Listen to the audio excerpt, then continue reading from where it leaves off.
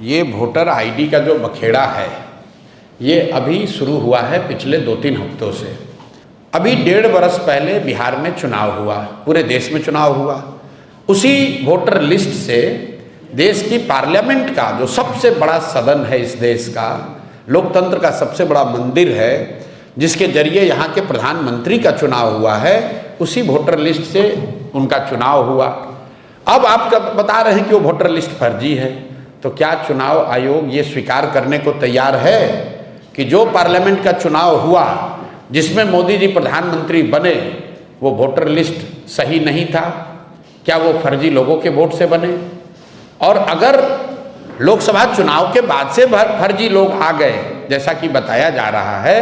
सूत्रों के हवाले से कि नेपाली और बांग्लादेश के बहुत सारे लोग बिहार में वोटर लिस्ट में अपना नाम घुसा लिए हैं या बिहार में आके रह रहे हैं, तो इसका दोष, इसका जवाब भी एनडीए की सरकार को ही देना होगा।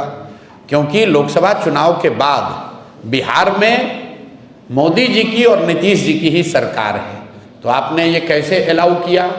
कि बांग्लादेश से लोग आकर यहाँ रह रहे हैं? आपका प्रशासन क्या कर रहा है? आप अगर नेपाल से लोग आकर बिहार में वोटर लिस्ट में नाम जोड़ रहे हैं तो बिहार सरकार की पुलिस और प्रशासन क्या कर रहा है? तो भैया किसी भी तरीके से वो आर्ग्यूमेंट देंगे, ये यही साबित होगा कि गलती उनकी है।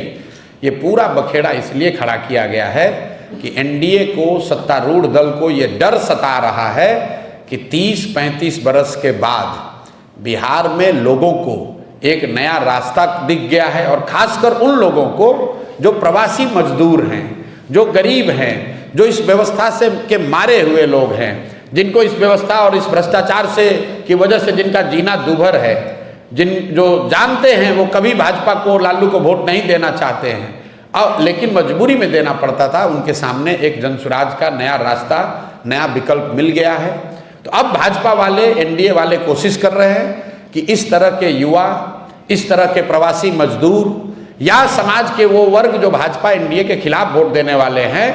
उनको वोटर लिस्ट के शुद्धता के नाम पर उनको परेशान किया जाए और जहां तक हो सके उसका नाम काटा जाए।